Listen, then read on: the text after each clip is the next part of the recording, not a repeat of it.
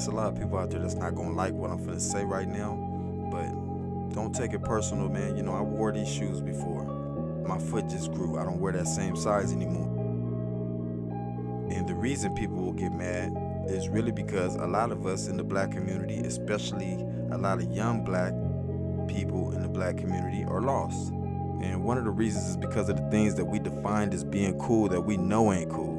Like smoking weed. Everybody think smoking weed is cool until they find out that their kids are smoking weed. Some people think gangbanging is cool until they find out that their kids are banging. The fact of the matter is, if it's bad for them, it's bad for everybody. But see, kids don't go by this because we as adults don't look at it like that. They look at it as, if it's not harming them, then it won't harm me.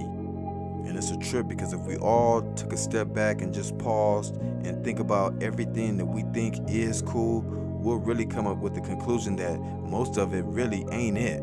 It's just like the saying, keeping it real. If somebody comes at you like they want to fight you or something like that, in that situation, keeping it real is fighting back. It's not talking it out or reasoning it out or stop violence from happening. So basically, when an ignorant motherfucker come at you, you have to be more ignorant to win the situation. That's kind of crazy when you think about it. But we have all kinds of silly ass stigmas and beliefs in the hood. In the hood, we think it's cool to say, fuck the police. And I don't disagree with that at all.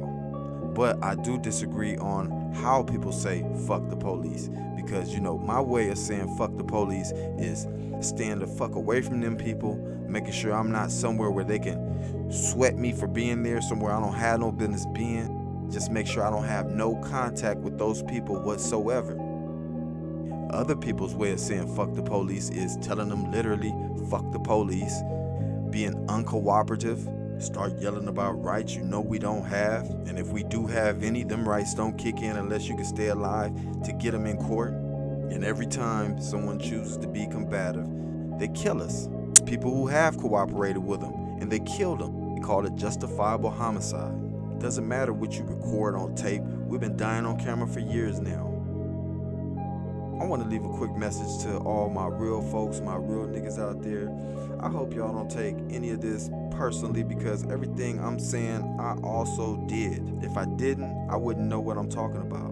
And I don't think I'm better than anybody else, so I hope nobody thinks that. I don't think that I'm better, but I do think that I am an example, because no one else is going to tell you this. Everybody's concerned about what somebody else is thinking, or what they gonna say, or how they gonna think. Well, first off, answer this: who the fuck is they? And if they is some people who ain't taking care of their business or their kids or their households, I don't want to hear shit about what they have to think. So it is what it is, but I can tell you this: the realest shit you ever heard is coming out of my mouth, and that's real. So you're a philosopher? Yes, yes, yes. So you're a philosopher? Yes, yes, yes. So you're a philosopher? Yes, yes, yes.